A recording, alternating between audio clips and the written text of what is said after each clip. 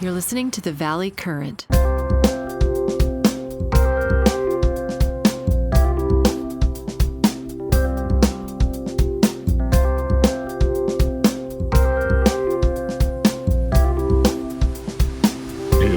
Yes. Great. How you been? I'm fine. There you go. Okay, now we're there. Yeah, you're looking good, Len. And you too. You're looking. You still have the Bay Area Bridge. I have to figure out some new. I have to background. figure out some new background that's appropriate. I left my heart. I left my heart in San Francisco. How are you? I'm good. I have to say I've got this weight loss regime going on, so I've been exercising a lot, and I've been actually counting calories. I don't know if you've ever done that. No, I never had the need to, fortunately. I have to say it's a struggle, and it's not any easier with technology. Is it working?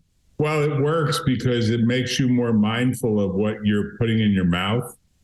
So you can choose more wisely. It enables you to think ahead about food. Historically, I have never really thought ahead about, well, what are you going to eat? What are you going to plan to eat? I haven't really thought that way. I lived in an environment where there was an endless amount of food. I mean, there still is an endless amount of food.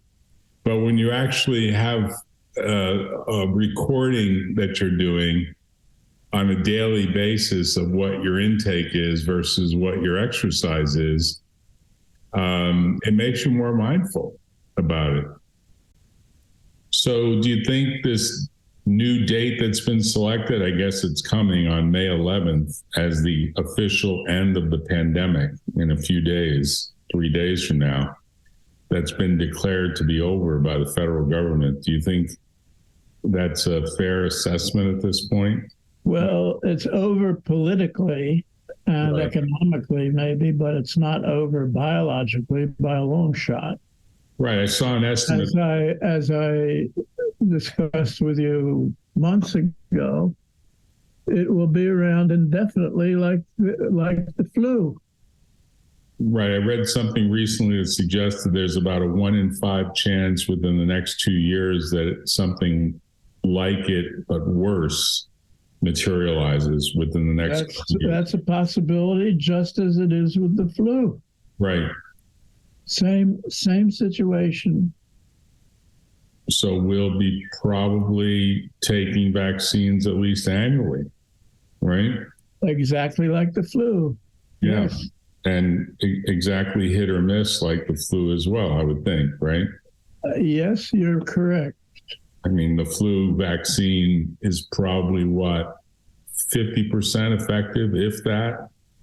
Probably. That's correct. It's about 50% useful annually, but never or rarely any more than 50%. Right. So it's a roulette wheel, and you have to be conscious of the risk. And as you get older, you have to become even more conscious of the risk. Yes, that's why I continue to wear my mask when I go out to public places, and I will continue to do so. Right.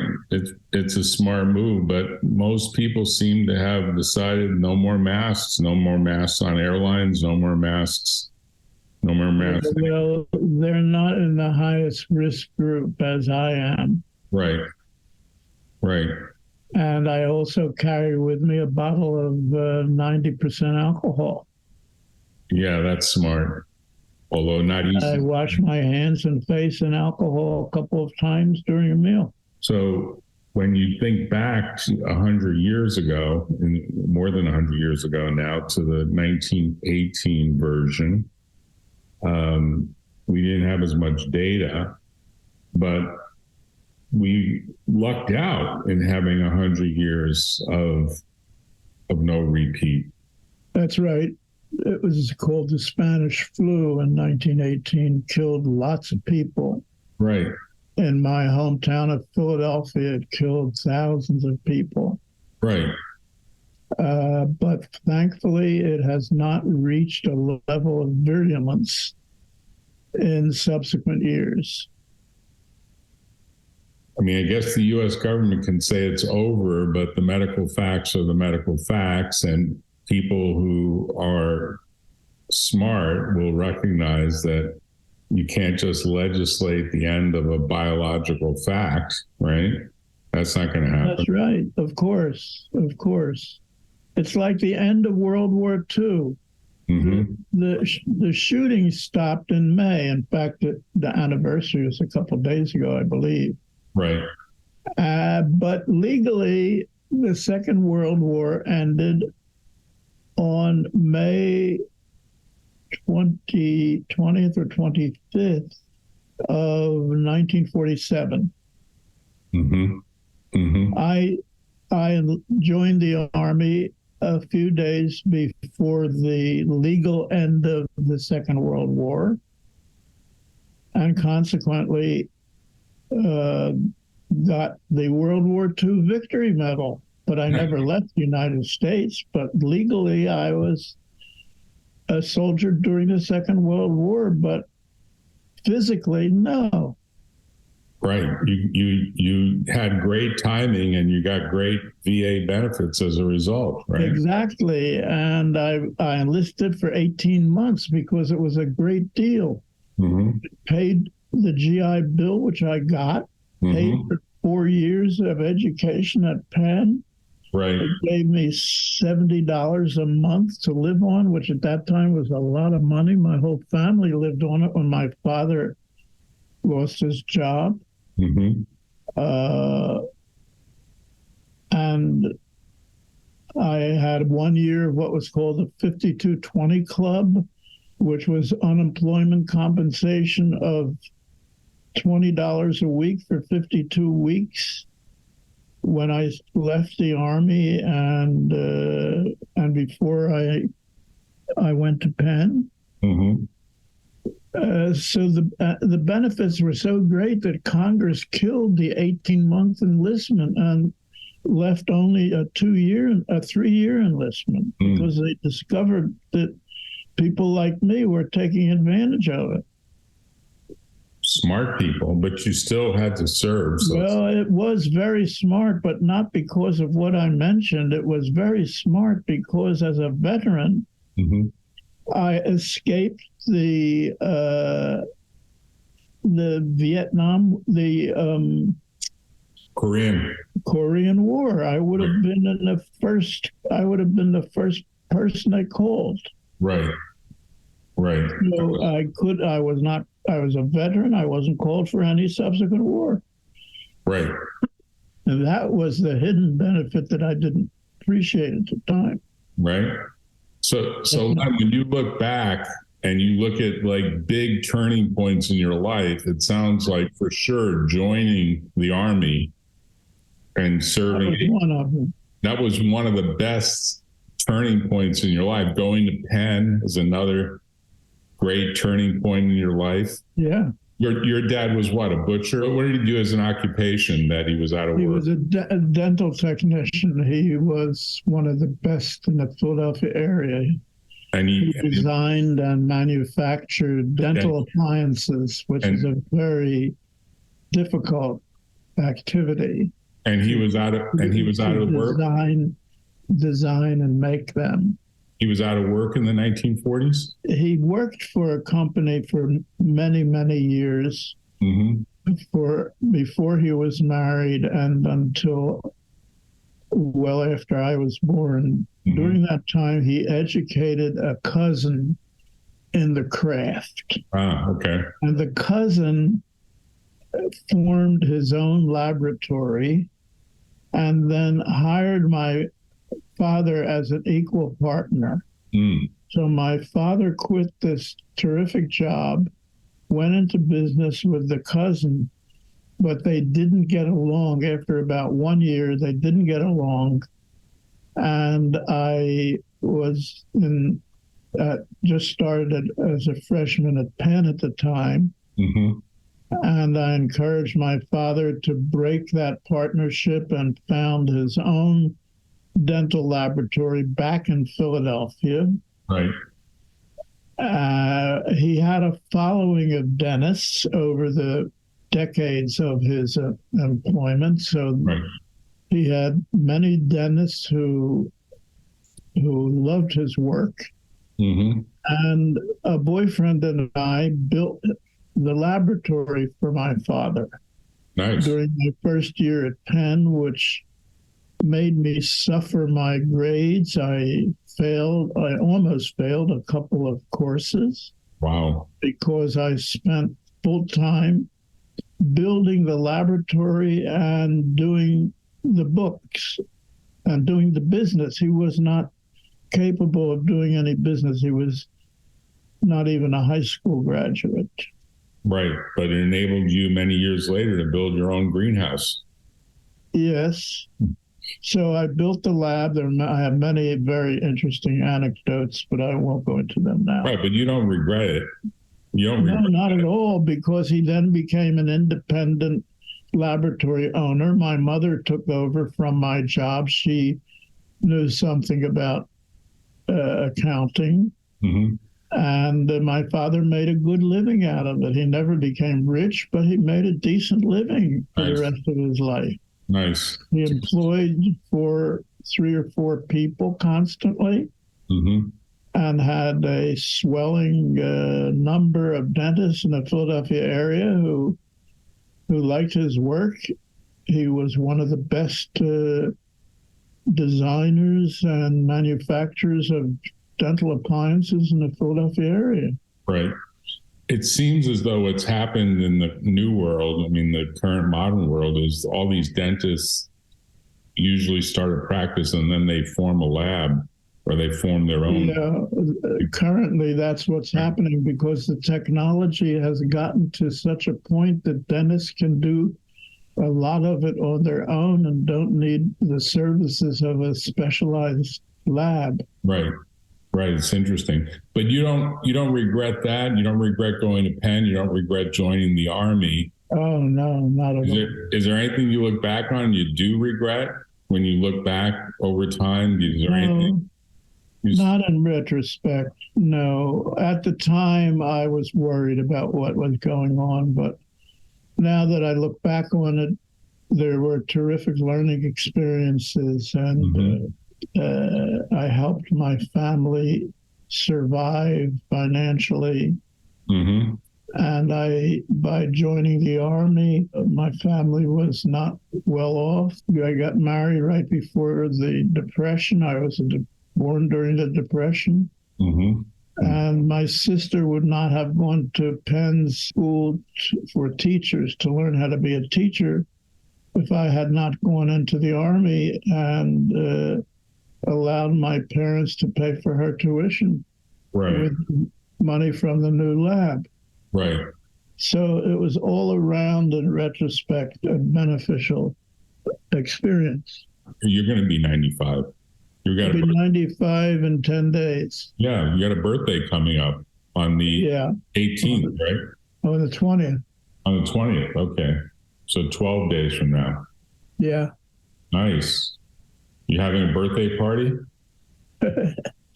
You got 5 years to get to 100. Right?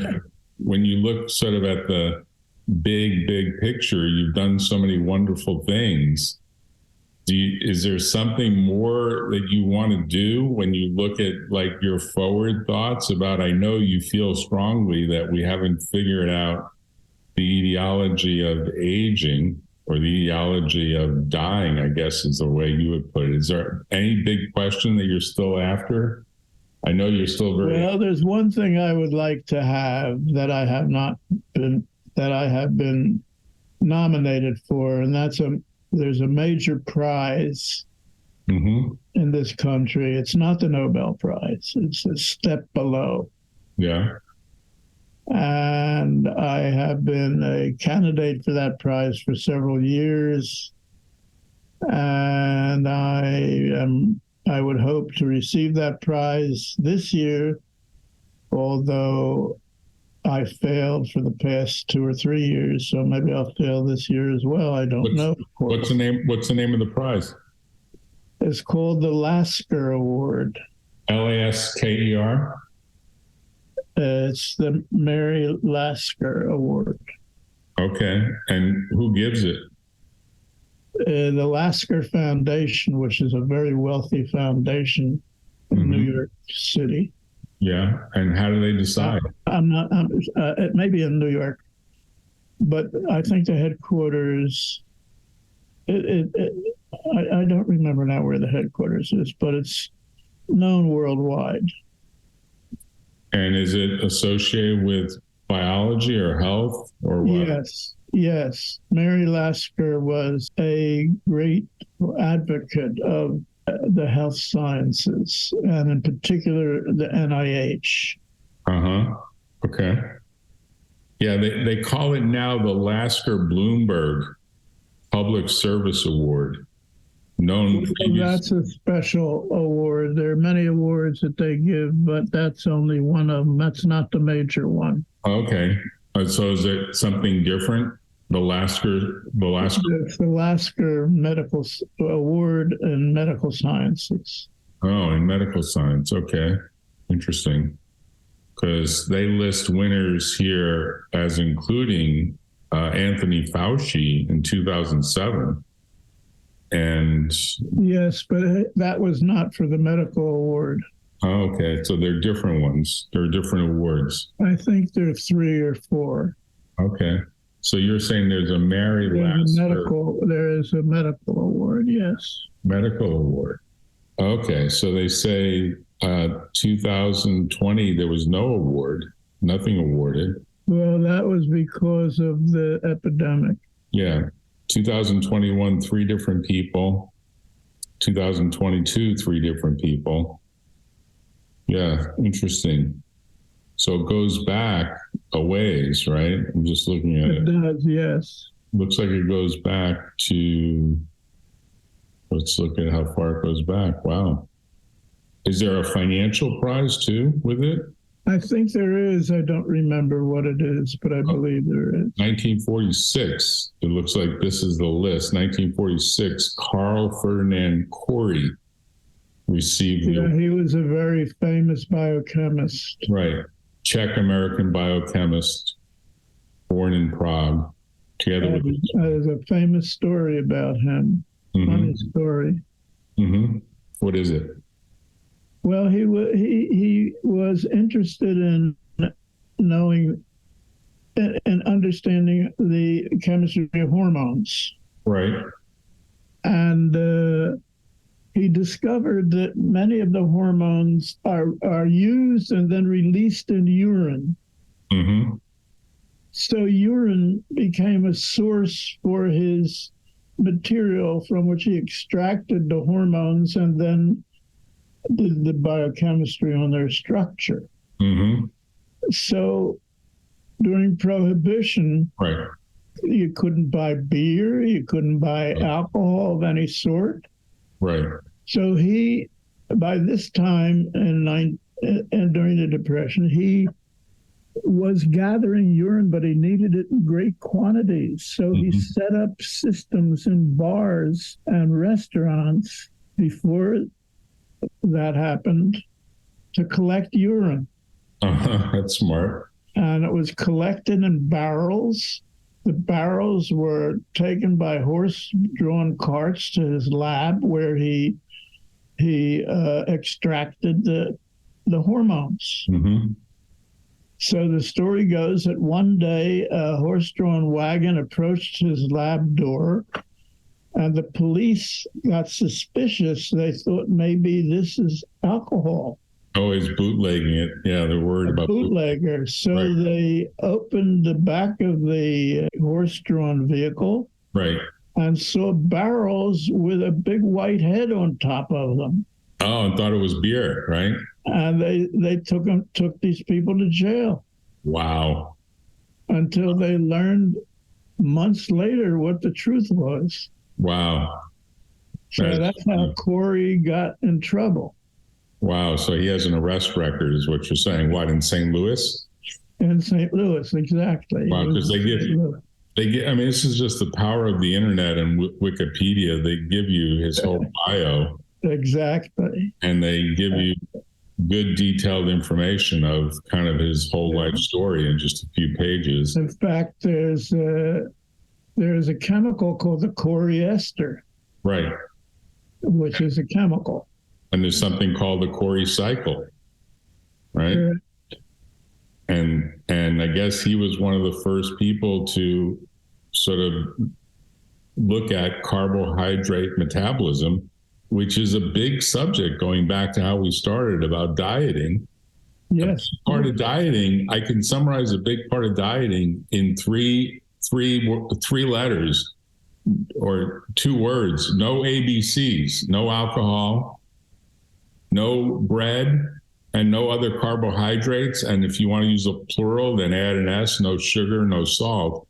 If you have no ABCs, no alcohol, no bread, no other carbohydrates, no sugar, no salt, and you get enough exercise and you otherwise are watching what you eat, inevitably you should lose weight.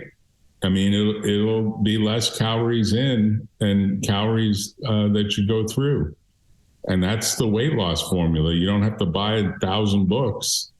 At least that's the formula that works, in my opinion.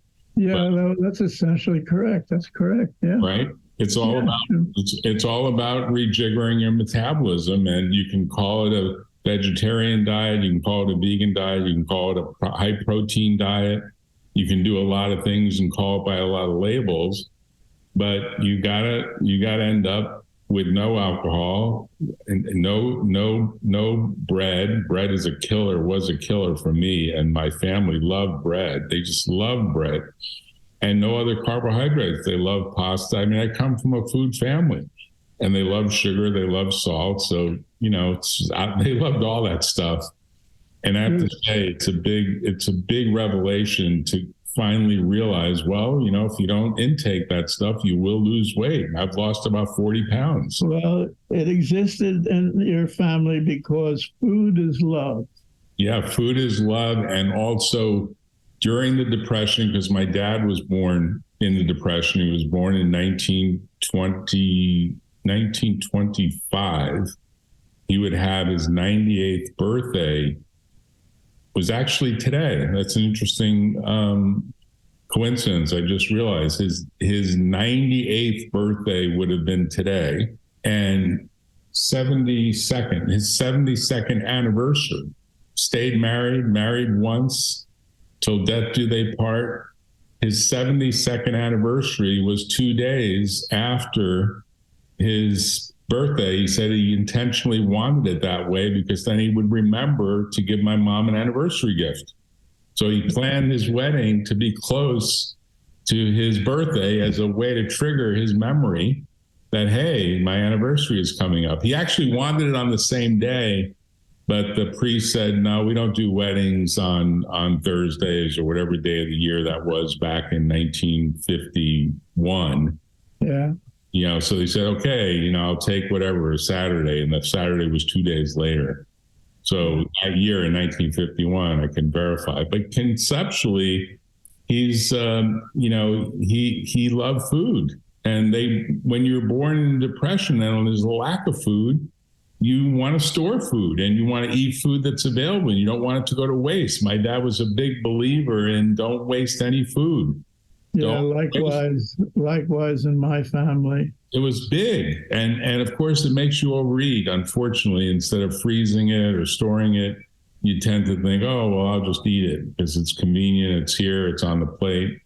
Boy, I can tell you, I lived that regime and it added a lot of weight. It was a huge mistake.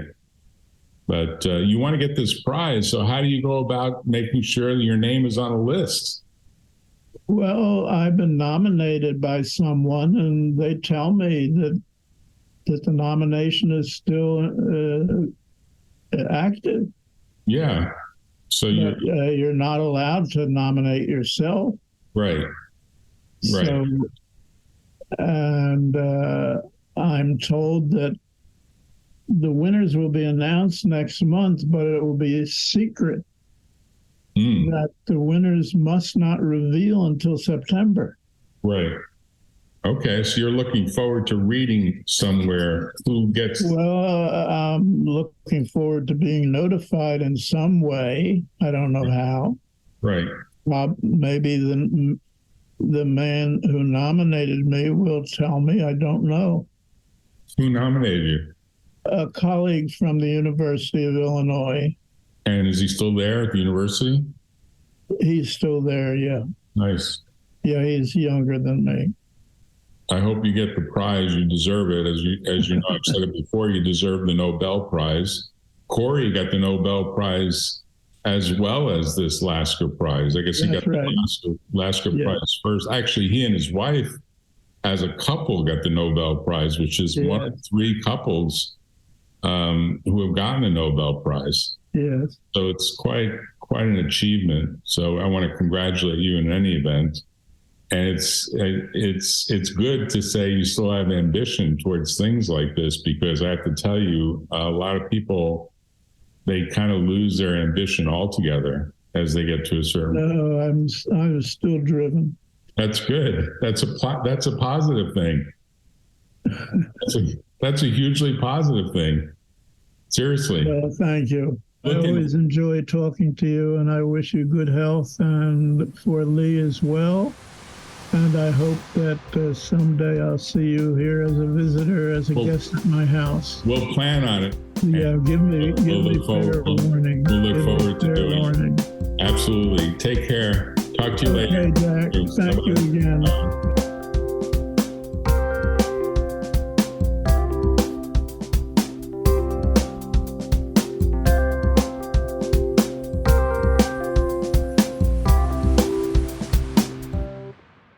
Tune in next time on The Valley Current.